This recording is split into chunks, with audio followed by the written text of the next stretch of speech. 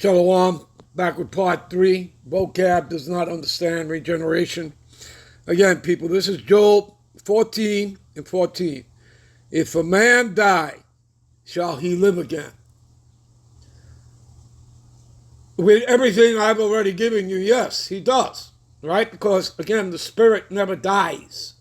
The spirit's eternal unless the Lord decides to destroy the spirit, which, he's going to do that to the Edomites, that nation of people, after he serves us in the kingdom, which is here on the earth, people, by the way, okay? The kingdom is here, all right? That word kingdom means rulership, kingship, all right? Royalty, all right? For who? The Israelites, for you Negro, Latinos, and Native Americans, okay? Ask of me for thy heathen, and I shall give thee thy heathen for thy inheritance, all right? Ask of me, and I shall give thee thy heathen for thy inheritance. All right? He that, overcometh and keepeth my works till the end, to him will I give power over the nations, and thou shalt rule them with a rod of iron. Okay? You understand, people? All right? Rulership is for the Israelites. Okay? Those that are abased shall be exalted.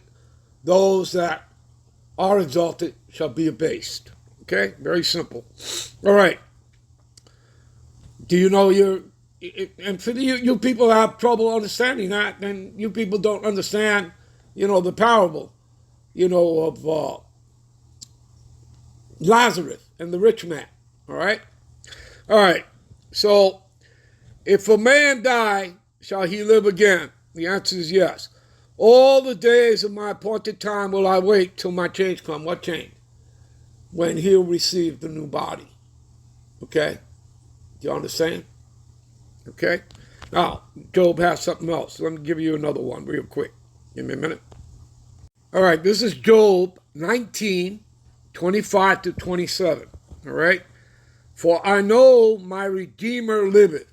That would be Yahushua, right? He's the Redeemer. He's the Savior, right? And that he shall stand in the latter day upon the earth, right? His return, right? To take down Esau, Edom, the other nations, and set up his kingdom here on the earth. Okay? That's all scriptural, right?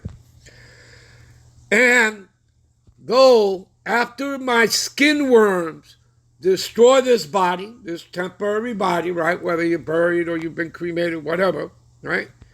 Yet my flesh shall see the God power.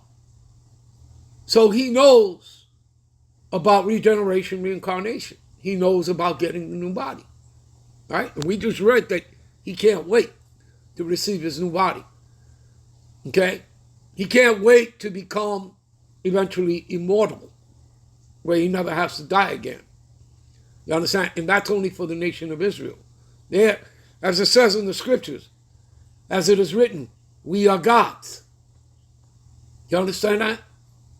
All right? For the nation of Israel.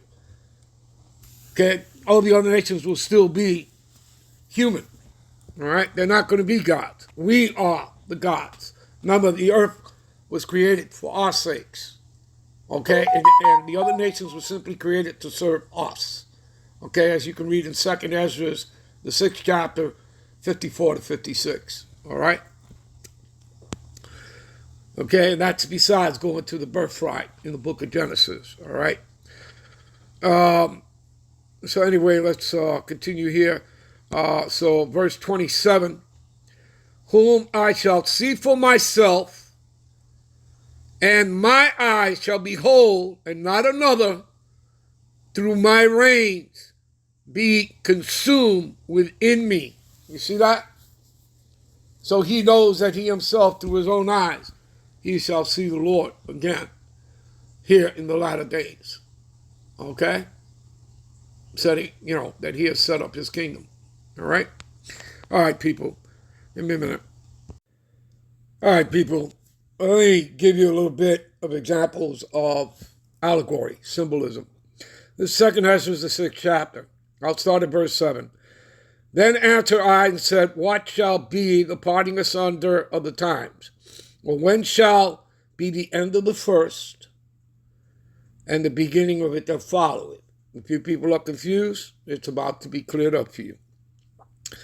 And he said unto me, from Abraham unto Isaac, when Jacob and Esau were born of him, Jacob's hand held first the heel of Esau, pulling him downward. What is that? That's an allegory. That is symbolism. Jacob pulling Esau out of power. Do you understand that? The name Jacob means supplanter.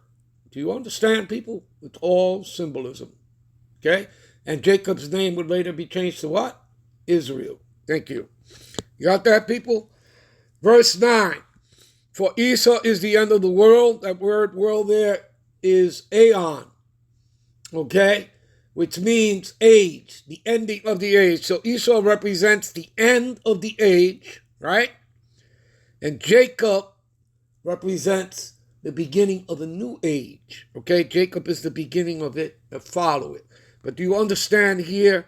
This is symbolism. We're going to prove that. We're going to go to Genesis, the 27th chapter. All right?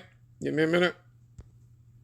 Yeah, so lucky for that. All right? It's Genesis, the 25th chapter. All right? I believe I said 27. That's where they get into the birthrights. All right? So anyway, let's get right to the point. All right? And you see verse 26 here. And it says, after that came out his brother. See, Esau came out first. Let's start at 25. And the first came out red all over, right? That's why they named him Isashua, okay, which means wasted away is he, no pigment, all right? This is the first time a white man comes upon the earth. There were no white people prior to that, even before the flood, okay? Everyone had pigment. So he got the curse of Cain. When the Lord took away Cain's, pigment, all right? That was the curse of Cain, all right? That leprosy. And the first came out red all over like a hairy garment, and they called his name Esau. Again, Isashua, for wasted away is he. And after that came out his brother, which would be Jacob, and his hand took hold of Esau's heel. You see that? I told you, it was symbolism. We just read that in 2 Ezra 6 and 9. So do you people get it? And his name was called Jacob. You understand, people? All right? All right, so we'll end this here. We'll come right back with part 4. I'll try to see if I give you a couple of more examples of allegories. All right? Give me a minute. We'll be right back with part 4. Shalom.